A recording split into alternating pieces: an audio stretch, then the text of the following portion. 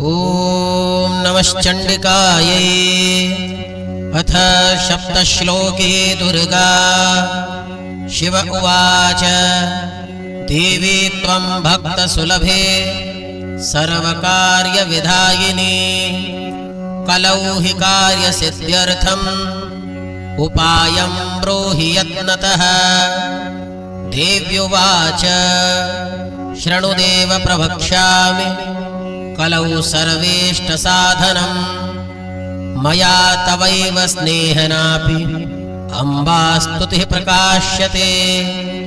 ॐ अस्य श्री दुर्गा सप्तश्लोके स्तोत्रमन्त्रस्य नारायण ऋषिः अनुष्टुप् छन्दः श्रीमहाकाली महालक्ष्मी महासरस्वत्यो देवताः श्रीदुर्गा प्रीत्यर्थम् सप्तश्लोके दुर्गा पाठे विनियोगः। ॐ ज्ञानिनामपि चेतांसि देवी भगवती सा बलादाकृष्य मोहाय महामाया प्रयक्षते।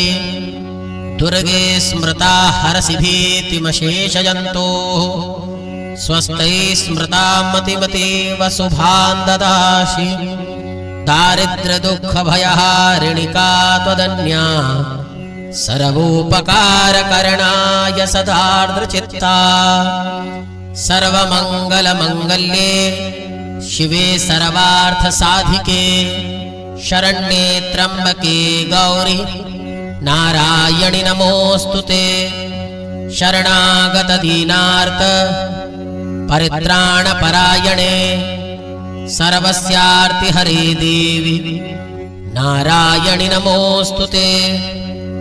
सर्वस्वरूपे सर्वेशे सर्वशक्तिसमन्विते भयेभ्यस्त्राहि नो देवी दुर्गे देवी नमोऽस्तुते।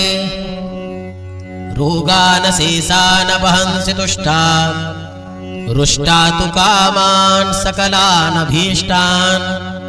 त्वामाश्रितानां न विपन्नराडाम् त्वामाश्रिता हि श्रयतां प्रयान्ति। सर्वबाधा प्रशमनं त्रैलोकस्याखिलेश्वरी एवमेव त्वया कार्यम् अस्मद्वैरिविनाशनम्। ॐ श्री सप्तश्लोकी दुर्गा सम्पूर्णा।